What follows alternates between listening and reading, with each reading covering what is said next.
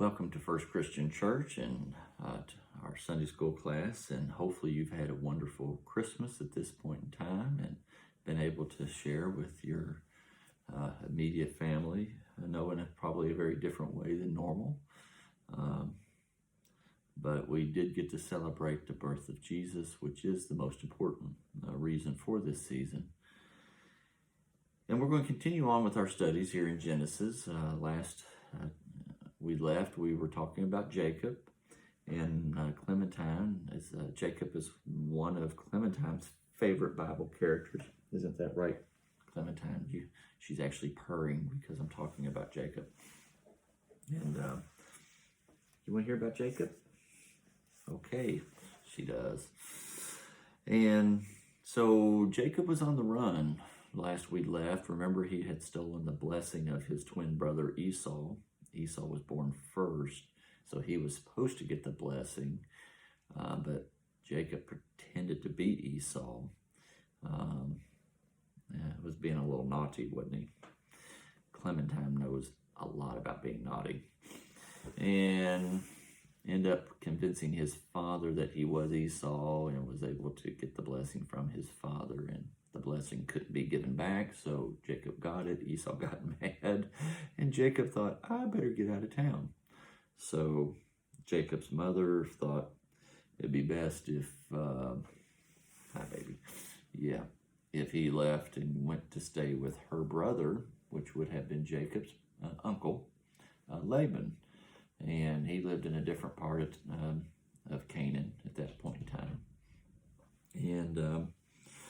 And so, yeah, you like old Jacob. Anyway, Jacob's on the run at this point. He hasn't made it to Laban's house. And a really interesting thing happens. I'm sure he's scared. He's alone. He's not sure what to do. Probably feeling a little guilty about what happened. And he's walking around Canaan. He gets tired and he lays down. He's got a rock for a pillow. Doesn't sound like a lot of fun. But anyway, he falls asleep and he starts having this dream. And as he was dreaming, he saw this big ladder, huge, massive, tall ladder that started at the earth and ascended all the way up into heaven. And that angels were climbing up the ladder and going down the ladder. And as he was having this dream, I'm going to read you verses 13 through 15 here. It's really neat. This is part of the dream. And the Lord stood beside him and said, I am the Lord, the God of Abraham, your father, and the God of Isaac. The land on which you lie, I will give to you and your offspring. And your offspring shall be like the dust of the earth, and you shall spread abroad to the west and to the east and to the north and to the south, and all the families of the earth shall be blessed in you and in your offspring. Know that I am with you and will keep you wherever you go, and will bring you back to this land, for I will not leave you until I have done what I have promised you. So God made a promise to Jacob through this dream. Well, yes, I know. Isn't that kind of exciting? Yeah. And so when Jacob awoke, he took the stone and he poured oil on it. And he promised to give God 1/10 of everything he received. That's the second time we've heard that, because I don't know if you remember when Melchizedek, when Abraham gave 1/10 to him. So it's a second reference to the 1/10 of a kind of a tithe that he give to God there in the Old Testament. But anyway, this ladder, a lot of people attach a lot of significance to it. They think this is a pretty big deal, this dream, and they kind of see the ladder as a symbol of our Christian walk here on earth, and as we're working towards heaven, a promise that's been given to us by believing in Jesus Christ as our Savior. When you're climbing a ladder, sometimes it's hard. You get tired, you get scared, but yet the journey is so worth it. The destination, when you arrive there, is so worth all the hard work of climbing that ladder. daughter. So that's a symbol of what it could mean, along with many others that people have written over the years. So he wakes up and he starts heading towards his uncle Laban's house. And eventually he starts getting close. I know, Clementine, isn't that exciting? He's getting close to his uncle's house. And he comes upon this well, and some guys there are getting water of the well for their animals. And there's this young lady there by the name of Rachel. And Jacob just falls in love with her immediately. He just sees her and just thinks she's just the bee's knees, prettiest thing ever. And he actually goes over and kisses her, which, I'm not sure you get away with that today when the first time you meet someone. But anyway, at that time, apparently not a big deal. And turns out Rachel is Laban's daughter. And so, Laban hears that Jacob's in town. He's excited and comes out to meet, and they takes him back to the tent. And Jacob says, hey, I'm kind of in a bad way. Can't go home right now. My brother wants to kill me. Can I hang out here with you? And Laban's like, yeah, sure. I'd love for you to. You can work here with me. But your family, you're not going to work for free. What do you charge? What have you? And Jacob said, I want to marry your daughter, Rachel. I just think she is so pretty. And Laban's like, okay, if you work for me 7 years, then after 7 years, you can marry my daughter, Rachel. Jacob's like, deal.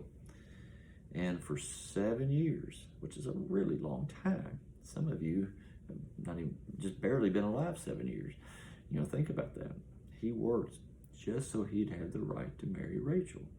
Well, guess what? That 7 years passes, and you're not going to believe this, Clementine. You're talking about naughty. Jacob kind of gets comeuppance here. He worked 7 years, goes to Laban and said, hey, I want to marry Rachel now. He's like, okay. Well, apparently they didn't have weddings or whatever, that kind of thing. And so it turns out Laban takes his older daughter. He had an older daughter, Leah. There's Leah and Rachel. He takes his older daughter to Jacob's tent for him to marry her. Somehow, Jacob doesn't figure that out till the next morning. Not sure how that happens, but anyway, he wakes up the next morning. It's not Rachel who he is married, it's Leah. And Jacob is a little upset about this. He's like, well, wait a minute, Laban. I was supposed to marry Rachel, not Leah. Well, apparently Leah didn't have a husband at that time, and it was tradition that the first daughter had to be married, the oldest daughter had to be married before the younger one. And so Laban says, look, that's just the tradition. That's the way it is. You're going to have to marry Leah first, then Rachel. He goes, I tell you what, you work for me for another 7 years, and I'll let you go ahead and marry Rachel in a week. And Jacob says, okay. Jacob needed a better lawyer for that breach of contract action, but nonetheless, yep, I know. And so he works for Laban another 7 years, and of course, both Leah and Rachel become his wives, which was normal for back then to have more than one wife. And for the next chapter or two talks about the two sisters kind of having a competition about giving Jacob sons. And it was a really, really big deal back then when a wife to give birth to sons for their husband. And Leah was able to give birth to 4 sons first, and Rachel didn't have any yet. Those sons were named Reuben, Simeon, or Simon, a lot of people say, Levi, and Judah. Well, Rachel couldn't have it, wasn't having any of this. She wasn't having sons, so she gets Jacob to marry her servant named Bilhah. And so Jacob ends up having 2 sons with Bilhah, Dan and Naphtali. Well, Leah just couldn't have that, and so she gave Jacob as a wife her servant named Zilpah. And so Zilpah gives Jacob 2 sons, Gad and Asher. And then it turns out Leah can have children again. She didn't think she could. She ended up having 2 more sons, Issachar and Zebulun, and she actually had a daughter, Dinah, which will become important later. So, and then finally, here at the end, we've had 10 plus Dinah is 11. Rachel is actually able to give birth to Joseph, and then later another child, Benjamin, but we'll talk about him later. So Jacob ends up having 12 sons, which is really important, and 1 daughter, who is also important. But the 12 sons will end up becoming, well, not those 12 sons. Most of those sons end up comprising what later we'll hear the 12 tribes of Israel, which will be down the road. We'll talk about that. But the 12 tribes of Israel, this is kind of the basis for it. So,